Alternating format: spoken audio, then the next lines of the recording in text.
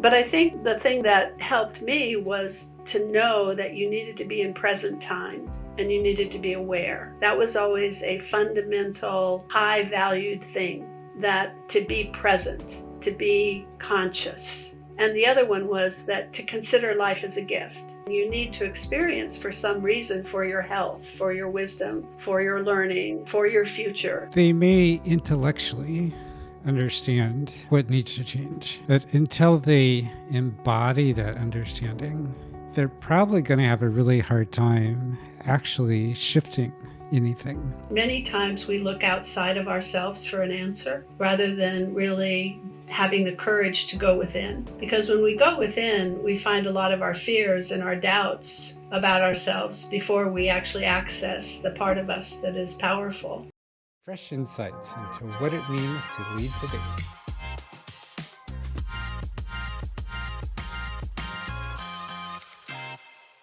If you think you're not leading so well right now, I'll bet you're actually leading better than you think you are. And if you are anything like many of the leaders I work with, part of the reason of why you may think you're not leading as well as you really are is that you are having your energy drained out of you by perhaps spending a lot of that being something that you are not. I'm Michael Hunter. This is the Uncommon Leadership Podcast. Let's go find more of who you are. And today we are doing that with someone who has done this a bunch herself. Marcia Martin is a renowned global speaker, executive trainer, and life coach who has impacted millions, including personally training over 300,000 people in leadership and communication skills. She organized the film shoot for The Secret, The Law of Attraction, co-created the Transformational Leadership Council with Jack Canfield, produced the first Great American Smokeout for the American Cancer Society, and was the original vice president for EST, now known as the Landmark Forum, helping taking that organization from inception to a graduate base of almost 1 million people. Welcome, Marcia. Thank you so much, Michael. It's wonderful to be here. Thank you. You made me tired just listening to my life. You have had a very full life, which has me super curious. When did you first recognize that integrating your whole self, bringing that into everything that you do, might be a valuable approach? Oh, interesting question. Well, I kind of grew up being a star. I was always the person that was the head of the class or the vice president of the class or the pep club president or the whatever it was, girl of the month, and on and on. And I think that was because my family really moved a lot because my father was an alcoholic and he would get fired from his job and we would have to leave. And we would move maybe 2 to 3 times a year until I was a sophomore in high school. So I needed to really learn how to connect very deeply with people quickly and to get things done and make myself known quickly because I didn't know how many months I would be there. And I think that's part of how I integrate is to be myself, to be authentic, and to care about others, to be interested in others. Because I found that was the way that you got to know people quickly, if you cared about them and if you were authentic yourself. So I think that started when I was very young. And then I interned with my aunt by the time I was 19 for several years. And she was a esoteric astrologist and a clairvoyant and a sacred woman, a healer. And she taught me how to meditate, and she taught me how to go deep within and find my own inner wisdom and how to connect with my higher self and my divine knowledge and power. And she taught me how to be still and how to be present and how to live in this moment instead of the future or the past, and how to consider that life is a gift and experiences are gifts, even if they're challenging, even if it is perceived as negative, that there's always something to learn. So I learned from a very early age to flow with life and to create possibilities and to be flexible. So I think all of that had a lot to do with integrating my full self into what I do. It yet even with all of that, from reading your book and talking with you, I know that you spent a lot of time being what other people wanted and not so much what you wanted. So how does that come together for you? Oh, I don't know that I spent time being with other people in terms of what they wanted and not what I wanted. What I wanted was to promote, to produce, to be effective, to contribute. And I got opportunities, and it just turned out that the opportunities were to build that other person and their network and their organization and their business. So, but I enjoyed doing that.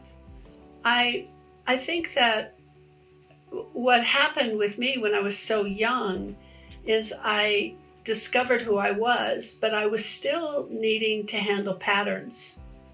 And we all have to handle our patterns.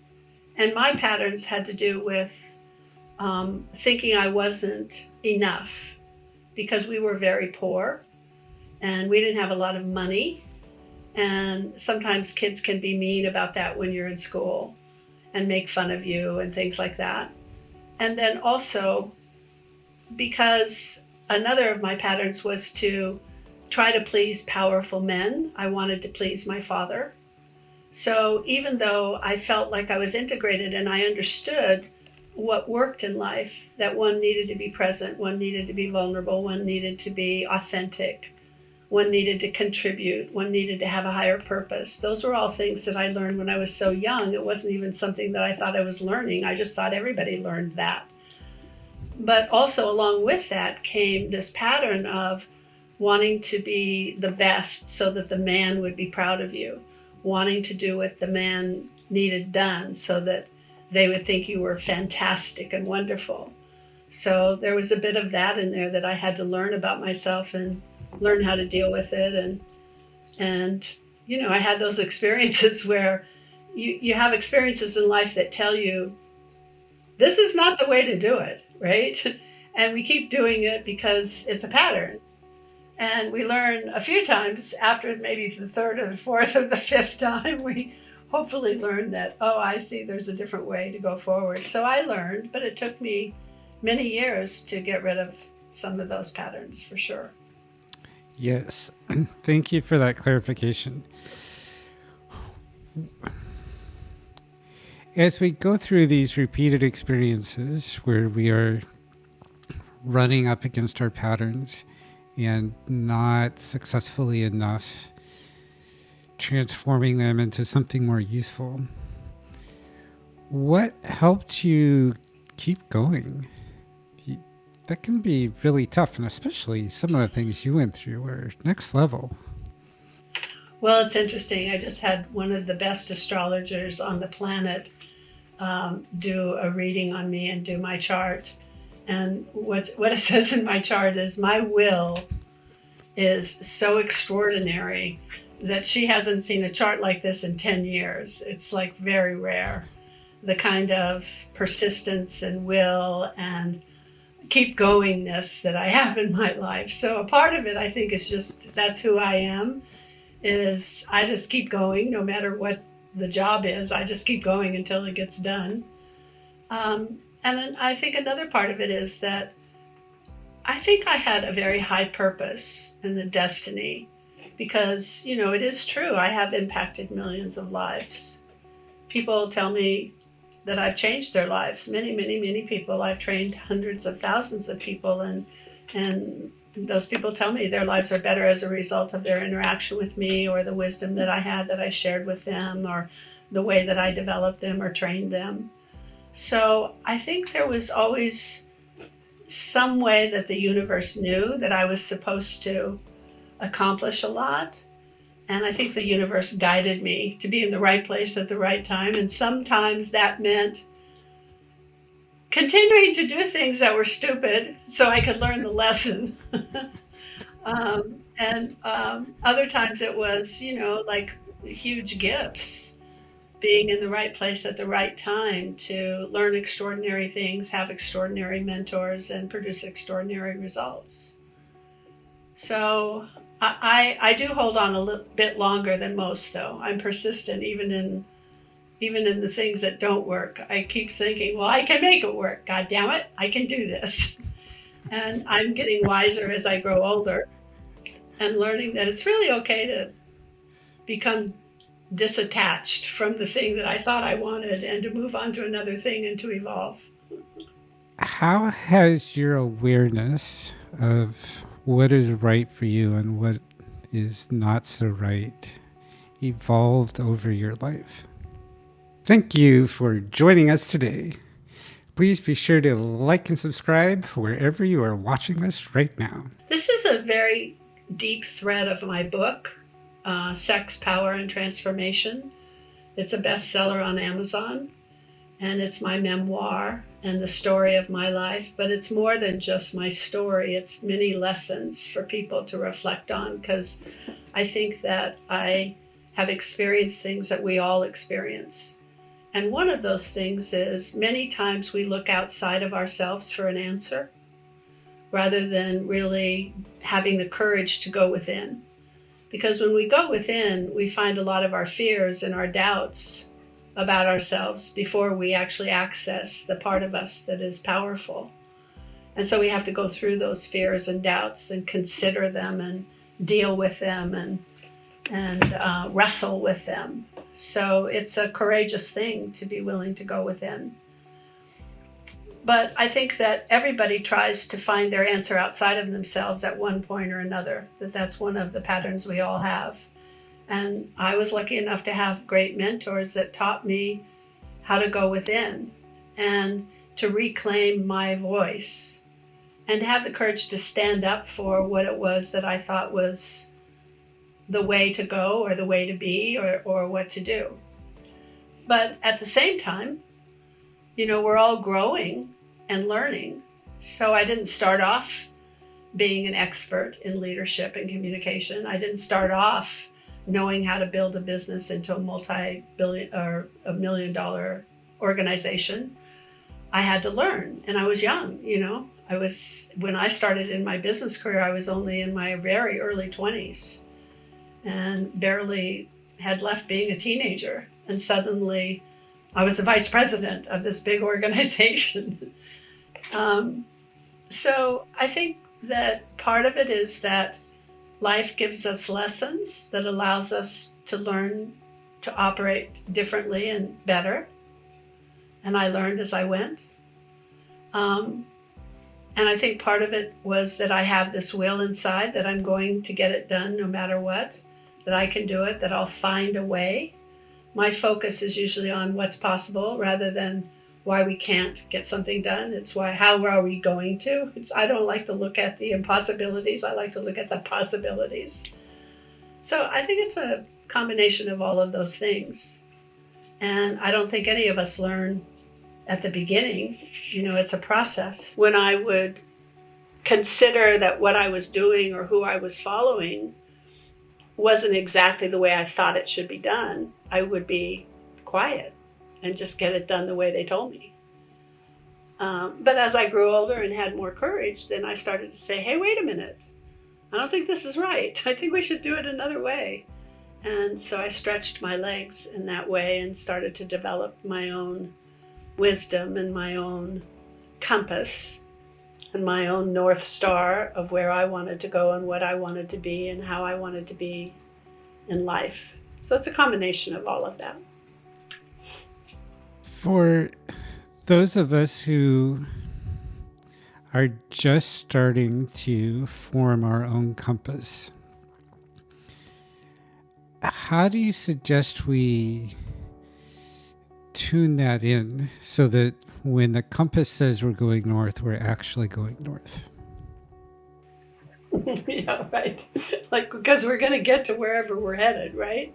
So we hope that where we're headed is the place we want to be.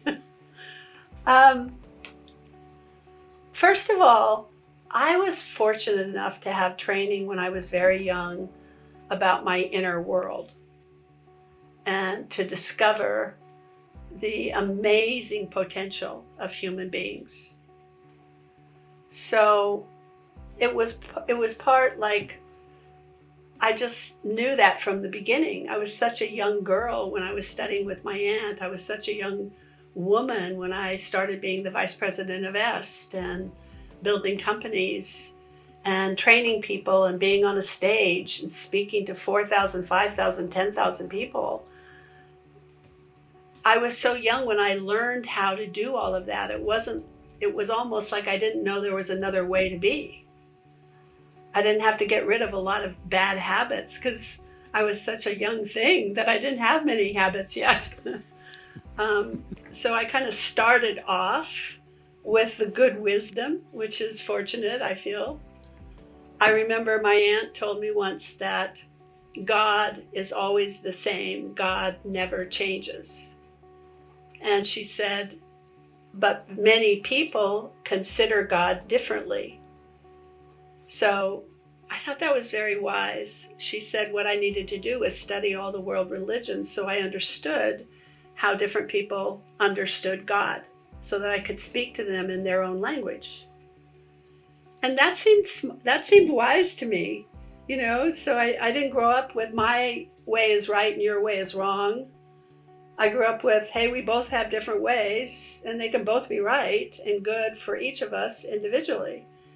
And so I didn't have to learn that lesson. I came to the table with that lesson already learned, but not really knowing I had learned it because I was so young. I just thought, well, everybody thinks this way. Thinks that, to have a fulfilling life, you need to give and contribute and help another person and be a servant, to be of service to people. And then, later I found out, well, that's not how everybody thinks. I was very surprised. So I think that I was lucky in that way, fortunate, unique. But also, like every other person, I had to have the experience before I knew how to get through it. So I had my knocks also. I had somebody that was dominating and, a boyfriend that thought his answer was always right and I was always wrong. And I had to learn how to maneuver with other people. But I think the thing that helped me was to know that you needed to be in present time and you needed to be aware. That was always a fundamental, high valued thing, that to be present, to be conscious. And the other one was that to consider life as a gift. You need to experience for some reason, for your health, for your wisdom, for your learning, for your future. So I didn't look at things, even though they felt bad. I've had tragic things happen. I've been through a divorce. I've lost money. I've had betrayals. It's not that I didn't feel badly when those things were happening, but I had a higher way of looking at it, which was an understanding, which was part of me from the beginning of being so young, that this was something probably that was good for me to learn or experience so I could learn something that would be of value to me in the future.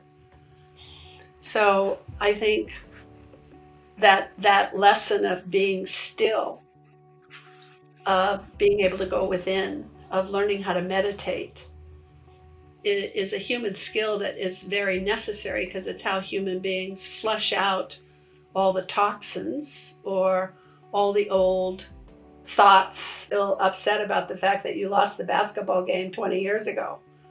I mean, that's silly, right? But you'd be surprised how many people are still thinking about 20 years ago and how they lost that basketball game.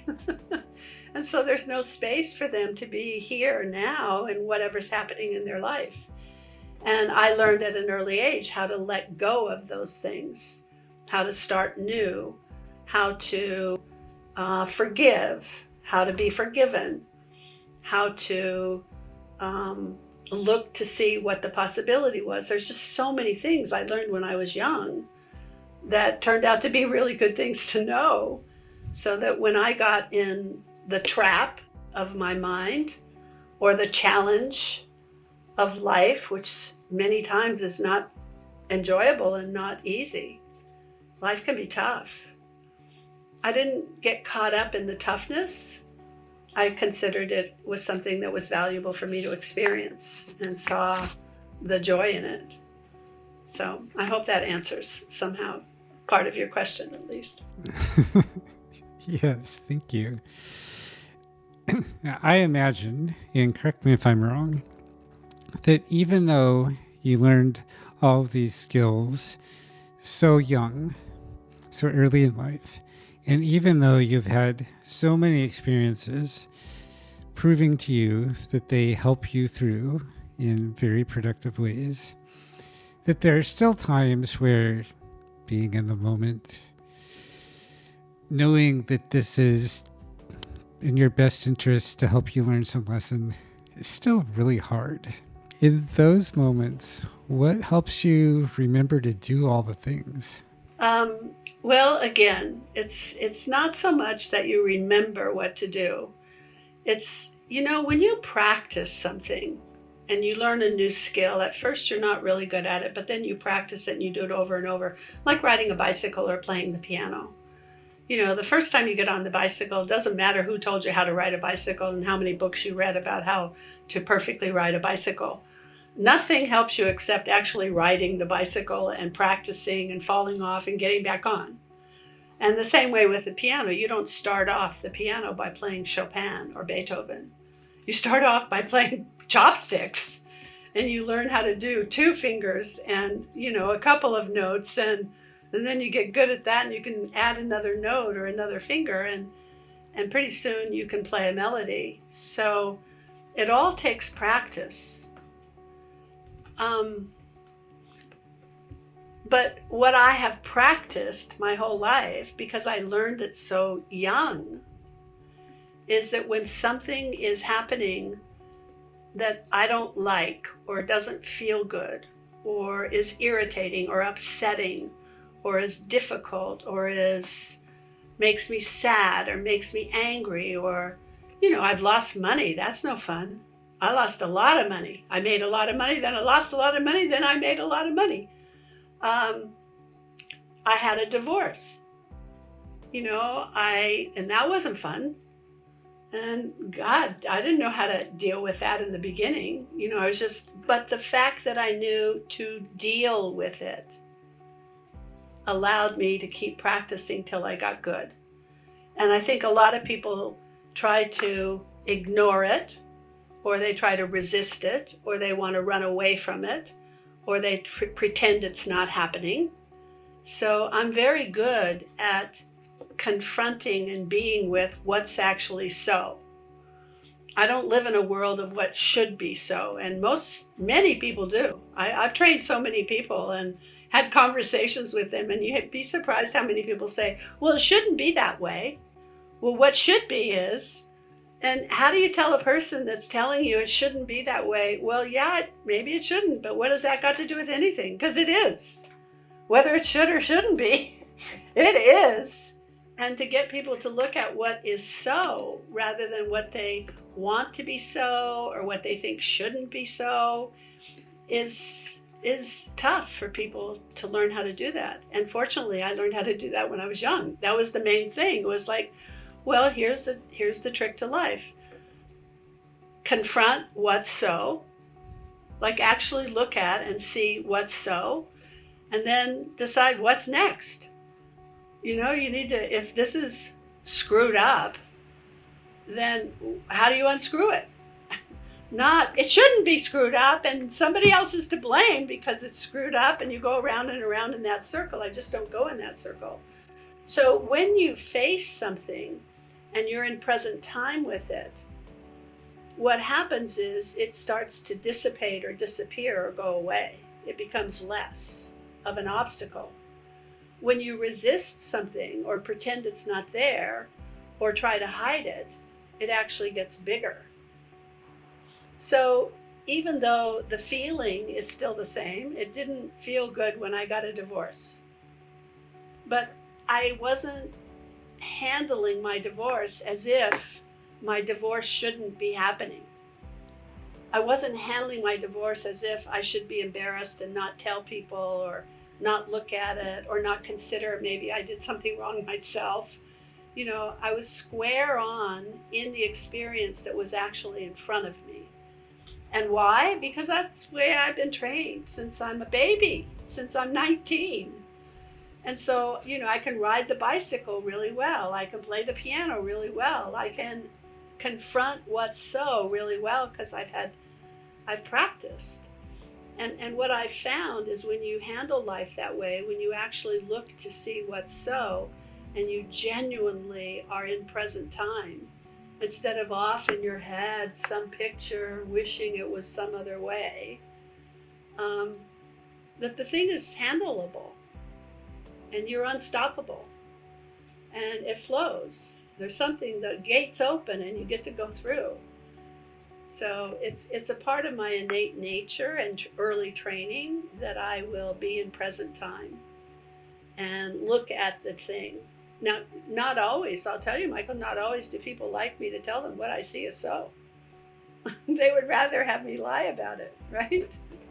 So, sometimes I can be quite disruptive for people. And I'm a coach, so I tell people what I see in how they communicate and how they act and how they lead. And I don't think of it as bad or good. And sometimes that gets me in trouble because most people think it's bad or good. So if I give feedback and if they think what I'm saying is bad, they're upset. But when I give the feedback, I don't think it's bad. I just think it's what's so. So doesn't everybody want to know what's so and how they're showing up in the world so that they can improve? No, not everybody does. I found that out the hard way. So I've learned to be a little more diplomatic. But the truth of it is I'm pretty good at confronting the way it is rather than pretending to myself or hiding and trying to make it a different way than what it is. And that clears up the problem and makes the flow happen more easily. For those of us who are just starting out, realizing that what we think is so, maybe not actually so. We may be looking through rose or purple or grape colored glasses. How do you suggest that we can start recognizing what actually is? How do we take off those glasses for just a split second and start to realize what might actually be so? I think everyone needs a coach. I also think everyone needs a chiropractor and everyone needs a therapist. And, everybody needs a really good practical doctor. Everybody needs a good best friend. And I think a coach, a life coach or a business coach is also one of those things that everybody needs, because when you're in action as a human being, you can't see yourself do what you're doing because you're in the middle of the action. That's why sports teams had coaches before people did as life coaches. In fact, I was part of the group that started the coaching industry. So I know one day, one of my colleagues said, "Hey, how come sports teams have coaches and businesses don't and people don't? Doesn't everybody need a coach?" And it was a brand new idea. And we all sat around the table and said, "That's right. That's a good idea. Let's figure out what makes a great coach." And a group of people eventually started the coaching industry. Now everybody has a coach, right? Well, everybody should have a coach. Not everybody does. But I think it's important because you need someone in your life to give you feedback, that can watch how you're being and how you show up and how it lands for people, how people are receiving you, what the results are that you're actually producing. Because you can't know those things while you're in action. And that's why the coach in a big football game is on the sidelines watching the game. And then when the players get in a huddle, the coach will say, "You ran too far, you didn't do this, and you did that." Well, trust me, those football players out on the field aren't thinking, "Oh, I think I'm running too far right now." No, they're just running. They're in the middle of the action. So you can't see yourself when you're in action. And it's really beneficial to have somebody that watches you, listens to you, and sees the results that you produce, that can give you feedback about how it showed up for others. You may think you're showing up a way, but maybe somebody else has a different opinion. And if you don't have a coach, you're not going to hear what that opinion is and get the benefit of it. So I think that that's really necessary for people to be effective human beings. Get someone in your life and pay them. Get a coach. Don't have it just be, oh, can you give me some free advice? No, take it seriously that you want to know how you show up for others and whether it's working or not. So I think that's a big thing that people need to have, to be able to learn those things. And for people who believe that they really do see everything, I would point out that you cannot see your own back or your own nose without help from technology. So there are two very physical proofs that you cannot see everything that's going on. I'd like to add to that, Michael, that when you're coaching someone, the most effective coaching is where you ask questions rather than you give answers. So if you ask somebody, well, how did you feel about the result that you got? Or what did you think that other person saw in you? Or what did you feel that the other team felt you were doing good or doing bad, or doing right or doing wrong, or doing effective or doing not effective? Those questions allow people to look. And how people learn and change is through awareness. They don't change because you tell them the answer. They change because they see the answer in themselves. So coaching is a very skillful talent to be able to do with people, because most people think coaching is, okay, I'm going to tell you the way that you should do it to make it better. And nobody's going to receive that. Nobody's going to get any value from that. But if I say, what do you think you could have done that would make it more effective? Then a person has to look. Well, where did you see that you didn't do that? Or where did you see that you did do that effectively? And then they look. And when they're aware of what was effective or what wasn't effective, they will choose to change themselves. And the change happens naturally. It's not pressured or manipulated. They may intellectually understand what needs to change, but until they embody that understanding, they're probably going to have a really hard time actually shifting anything. Because knowing with your brain what you need to push here and pull there and nudge this other thing out of the way, none of that actually happens until you get your body in there, get yourself in there, and actually do the pushing and pulling and nudging. And the same I find happens with emotions and everything else, that until our whole self is there really experiencing that situation, we'll have a really hard time transforming that. You just landed on something that a lot of people don't realize. And that's how we learn, and the different part of us that's doing the learning. So we have a mind, and your mind learns, and we have a body, and the body learns, but they learn differently. The mind learns by understanding. So I can tell a person how to do something and why it's good to do it that way, and they can understand it. In other words, when I go into corporations or into entrepreneurial businesses and work with executive teams and teach them how to be better leaders and more masterful communicators, I can tell them that giving and receiving feedback is really good for them and effective, and that they will grow and learn and be a more effective executive if they give and receive feedback. And I can even tell them that actually it's better to hear what the negative feedback is than the positive. So, I can tell them why it's a good idea to be willing to hear negative feedback. And their mind understands it. But here's the trick: how your body learns is through practice. It's the only way your body learns. And you said a very important word. You said, how do you embody it? Well, embodying something means you get it in your body. It's in your body. Your body knows too. Just like playing a piano.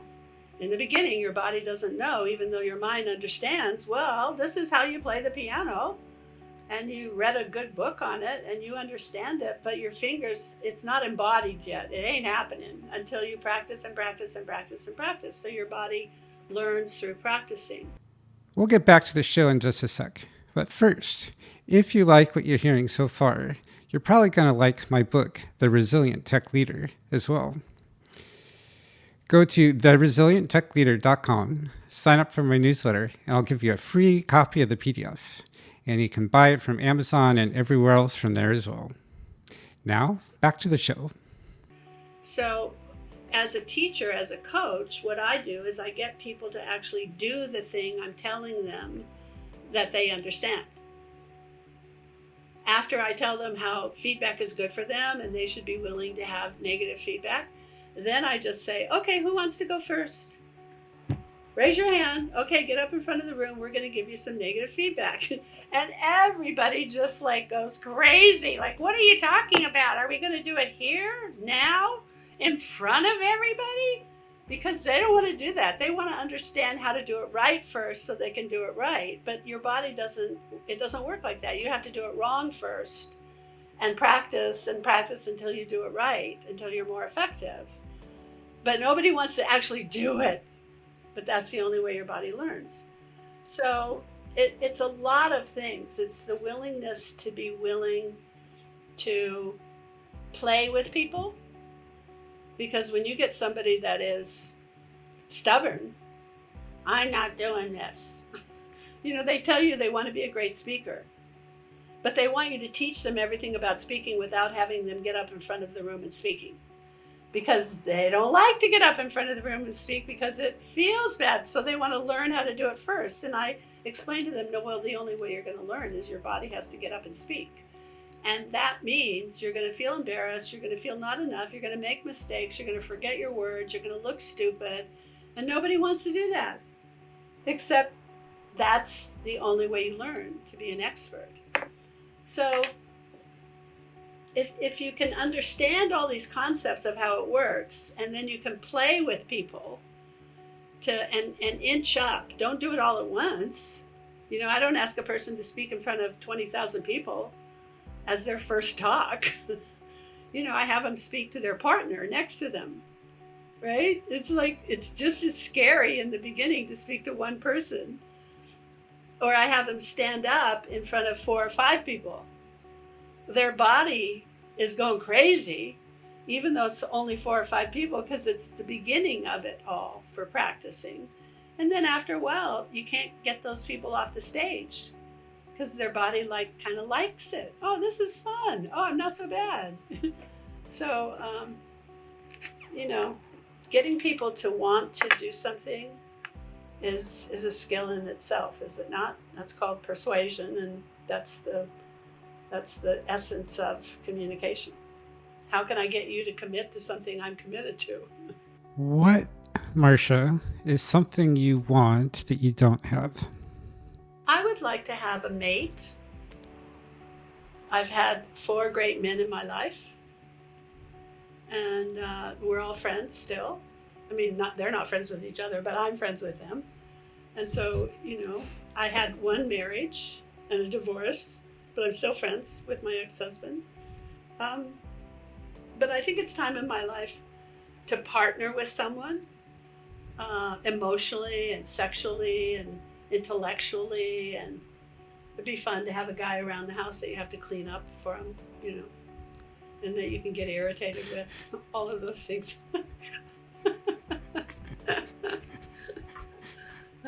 That's something I want. It's the first thing that came to mind. That's perfect. What's important to you about having this broad spectrum connection? Broad spectrum connection, you mean with everybody or with one person, or what exactly are you saying? Connecting to that one person in such a broad way. It's not just intellectual, it's not just emotional, it's not just sexual, it's not just being annoyed with them because they leave their whatever's all around. Well, I think it's fun to play. And, it's more fun when I have someone to play with. So that's just one of the things I want. I would like to have a farm one day with lots of animals. I would like to have, 100 dogs and 50 cats and some ducks and chickens. And I just love animals. I think that they're so amazing. And I know a lot of them are out there and unhappy and not taken care of, and I'll take care of them. So that's another goal that I have, something that I want. What's holding you back from having that? Well, right now, what I need to do is get my finances in shape that I can actually manifest my money into things that I want to manifest it in, rather than taking care of just the essentials. And I'm on that part of the graph where I've completed some things, and now I'm looking at what my next evolution is, and how do I want to express myself. So do I want to continue coaching one-on-one, or do I want to do it for groups, or do I want to lead in-person seminars, or do I want to write, and so whatever that is, that will also be the next step of the financial situation that I need to have in order to have some of the goals that I want. For people who are enjoying our conversation and would love to connect with you to learn more about knowing the right way forward for themselves and all the other genius that you bring, what's the best way for them to find you? Oh my goodness. Well, first of all, they can go to my website, which is marciamartin.com. It's MarciaMartin.com. And on that website are all the different things that I make available as services and products. I have a membership club, which is only $10 a month.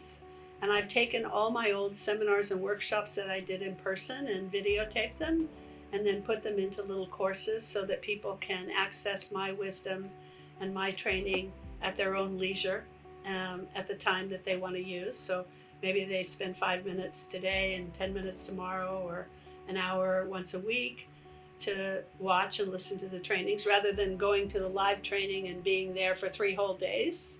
So the membership club is great value also.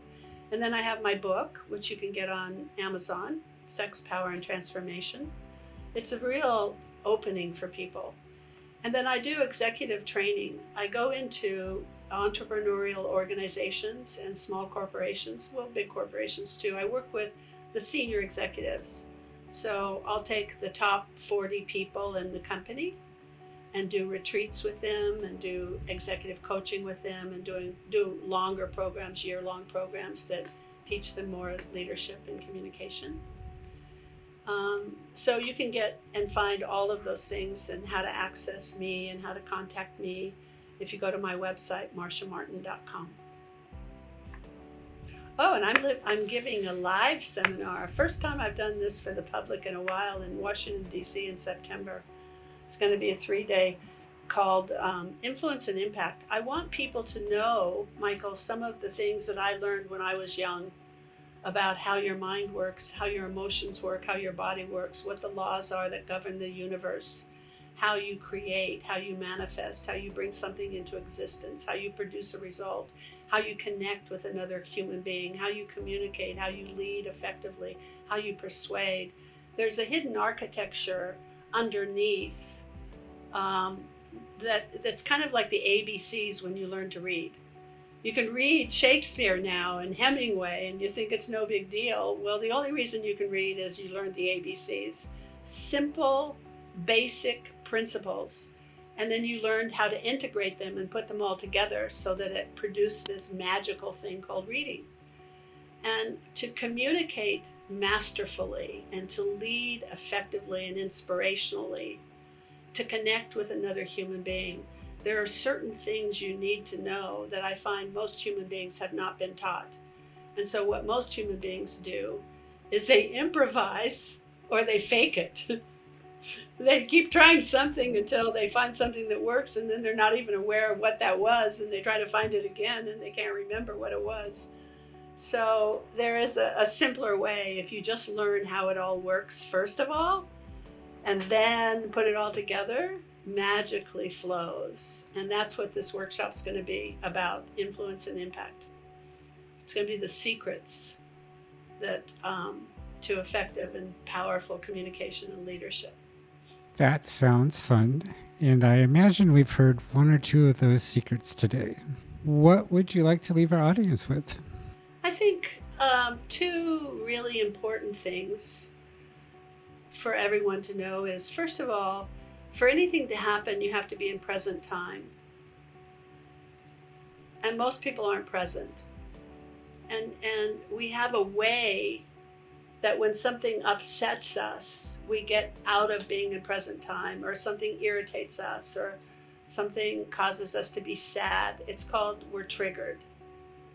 And we go off in a old pattern, automatic pattern, rather than being present. So then what happens is you react to things automatically. You've been in a situation where you've been saying something and you know you shouldn't say it. You can hear yourself saying it. You know this is the wrong thing at this time to say, but you can't stop it. That's because you're on automatic and you're triggered. And so I always tell people, this is a mantra you should have in your life to be more effective: is center first, then act. Center first, then act. Centered is when you're open and present and connected. Get in that space where you feel you're in your body, you're in present time, you're connected to something or someone, you're open to possibilities, and get there first. And you can do that easily by breathing. Breathing is your access to getting in present time. Just take a few, deep breaths until you can see the room around you, instead of, the craziness of being in your head. And then act. Because then when you act, it will be a response rather than a reaction. So that's one important thing. And the other important thing I would say is learn how to go within and be still. Whether it's meditation or reflection or contemplation, but where you could actually be still for a period of time on a regular basis. And in that space is where you're going to discover your inner wisdom. And until you can be still, you won't be able to be in touch with or access your inner wisdom. And it's your inner wisdom that connects you to all the wisdom of the universe. Rather than going outside of yourself to find an answer, go within yourself to find your answer. So those are the two things I would recommend to people. Thank you. And thank you for a wonderful conversation today. It's been a delight to be with you. Thank you so much, Michael, and thank you for the contribution you make to so many lives. You're welcome. And thank you, audience, for joining us today. Marcia and I would love to know what helps you feel a little more centered. Thanks, and have a great day.